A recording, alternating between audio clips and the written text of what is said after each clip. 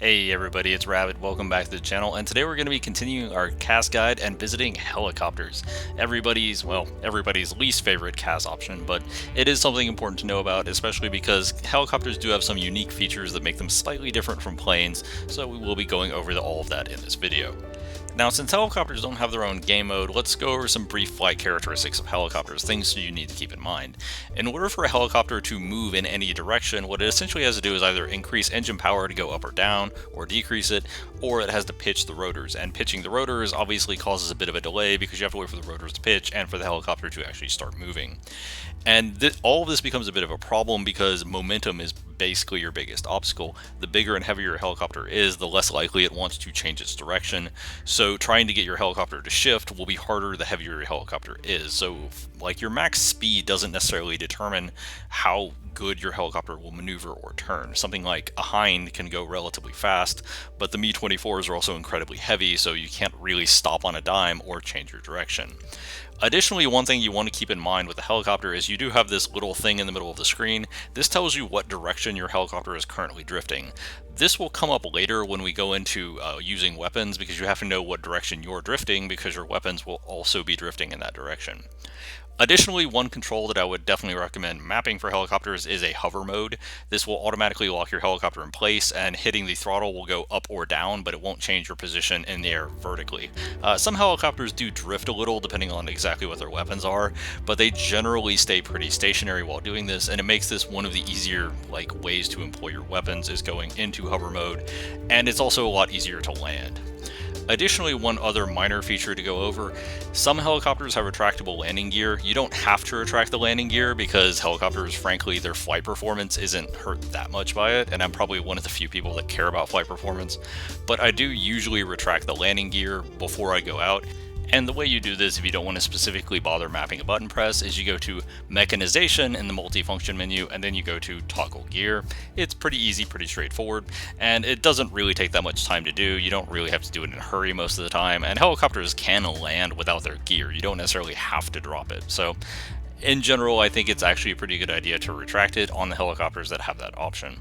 Now, one minor tip when you are using a helicopter, a lot of people like to take off straight from the landing pad and go to the land battlefield. This will make you pretty predictable, and a lot of anti-airs will actually be watching this. So if you can, you actually want to use the ability of the helicopter to use terrain effectively to take weird off angles. The ideal angle is actually if you can sit behind the enemy's spawn and shoot over their anti-airs' heads, because you will have view of the most of the battlefield, and you can often just stay completely outside of the arc in which most anti-air can fire. So that is a little tip, and that you want to use the fact that the helicopters can take advantage of terrain to your advantage wherever possible. Additionally, you want to make sure you have button maps for the helicopter for the switch to night vision mode that we discussed with planes, and also the sight stabilization mode. The sight stabilization mode actually does a lot more on helicopters, but we'll go into that a little bit later in the video. But those are the button maps you want to have, make sure that you have, and also make sure you know where they're at. So when you spawn onto the battlefield, you'll have two different options for where to spawn, Helipad 1 or Helipad 2. Helipad 1 is a good bit further away from the battlefield and does generally enjoy at least some protection from the main airfield AA. However, because it is so far away and helicopters aren't very fast, capping at around 200 to 300 kph, it will usually take you way too long to get to the battlefield, so a lot of people spawn at Helipad 2. Helipad 2 is very commonly going to be camped at the enemy. It does technically have AA, but the AA is mostly just warning shots. It will let you know if somebody's camping the airfield, but it won't actually do damage to them, so you need to keep that in mind. Heli 2 is the less safe but more aggressive option, and in that way is generally what most people will select. Now, we're not going to go too much into the unguided guns, rockets, and bombs because it turns out they work basically the same way they do on the planes, with some very minor exceptions. And one of the big exceptions is if you have the little thing in the middle telling you what direction you are drifting and how much you are drifting, you can use that to try and accurately target guns, rockets, and bombs, because your guns, rockets, and bombs will all drift in the same direction you are. So it's important to at least keep that in mind, unlike a plane where everything just kind of goes forward because you are going forward. Now, one other thing to memorize is that helicopters do have turreted guns, unlike planes, so you can move your gun around within a range of motion, and you probably want to take it into the test drive to get a feel for what the range of motion is. Not every helicopter has movable guns, but quite a few of them do have at least some form of gun turret. And of course, much like planes, if you want to know if your helicopter has a CCIP that will allow your guns, rockets, and bombs to be more accurate, then all you have to do is go into the hangar, go into the X-ray view, and mouse over the pilot, and it will tell you what, if any, of these features it has. If it does have a CCIP, the guns, rockets, and bombs will generally just go where you're aiming, and you don't really have to account for drift all that much, although it's not 100% accurate, much like with planes, so at least bear that in mind. But generally speaking, up to this point, a lot of the features do kind of function pretty similarly to a plane. Of course, this is where we get to one of the features that functions differently, and that is the sight stabilization. So the sight stabilization on helicopters actually stabilizes the sight. I know it's crazy, it's wacky. But in addition to stabilizing the sight, you can also use the sight stabilization button to lock onto enemies. This will train all of your weapons, guns, rockets, and bombs. If they can potentially attack that enemy, they will train on that enemy.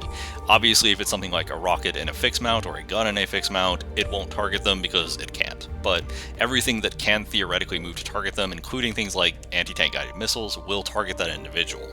Now, there is one other small thing to note about the sight stabilization on helicopters that it also is on drones, but it's not on any planes that I know of right now, and that is, if you hit the sight stabilization once, you will get the targeting box just like you get on a plane.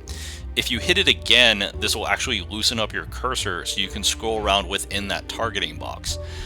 Doing this makes it a lot easier to hit something specific like the whole roof of a tank, rather than just hitting the vehicle essentially center mass, because the position you put that cursor will follow with that targeting box. So if you put it on the roof, it will stay on the roof as the vehicle moves, and it makes it easier to hit specific weak points on enemy vehicles. Not every helicopter obviously is going to have sight stabilization, but it is important to note that this one feature that is also on things like the drones is on helicopters and can help you land more accurate shots.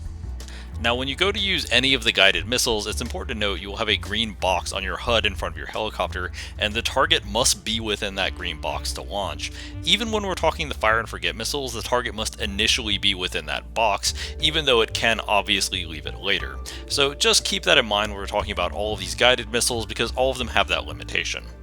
Now, the first two categories of missiles we're going to look at are going to be SACLOS, or Semi-Automatic Command Line of Sight, and Laser Guidance. SACLOS and laser guidance, despite being different, are actually basically the same in-game in terms of how you use them. In order to use both of these weapons, you point your crosshair at the enemy, and the missile will attempt to go where you are pointing your crosshair. If you want the missile to go somewhere else, you can move the crosshair somewhere else, the missile will attempt to follow it. Now, it's important to remember here that with the SACLOS changes they did a little while ago, the missiles actually lose momentum as they are turning, so you don't want to have the missile doing a lot of crazy movements, or it will lose momentum, or sometimes even overcorrect and overshoot targets. If a target is moving, you might actually have to put the crosshair in front of the enemy so that the missile that is trailing behind, because it's losing speed trying to follow where you're going, will actually connect with the enemy. But you just kind of have to get a feel for it. Some missiles are fast enough and lose so little momentum that doesn't really matter. Other missiles will lose a lot of momentum, especially the earlier missiles, so those you have to guide a lot more carefully against moving targets, but it really just requires you to get a feel for the individual missile and its performance characteristics. Now, the important thing to remember when you talk about SACLOS and laser guidance is SACLOS is actually susceptible to infrared countermeasures, or IRCMs, which will essentially blind the missile and make it go haywire. These aren't super common on ground vehicles, and the few ground vehicles that have them basically have to be looking directly at you in order for the IRCM to actually kick in, so you don't usually have to worry about it, but every now and then it will come up against things like T-90s or Pumas or whatever.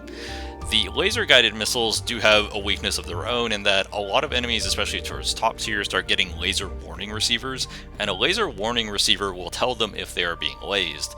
So by shooting the missile at them, you are just giving them a warning, and they could potentially start smoking or finding cover from you right away. And it is kind of important to keep that in mind, although there's not really much you can do about that, because you have to laze them to shoot the missile anyway, so it is what it is. The next guidance type is called Laser IOG. Now, Laser IOG is very similar to laser, except instead of the missile going directly towards the target, it will actually go up in an arc and attempt to drop down on the target. The most common missile with this guidance is the American-made Hellfire. Now, this guidance can have some advantages in that all you have to do is be able to laze just barely the turret roof and the missile can connect and take out the entire vehicle, which is great. However, this does also have a disadvantage in that you can't see the missile mid-flight, so what can often happen, especially if you get a lot of foliage or clutter in the way, is the missile will simply get lost and you don't even know when it impacted.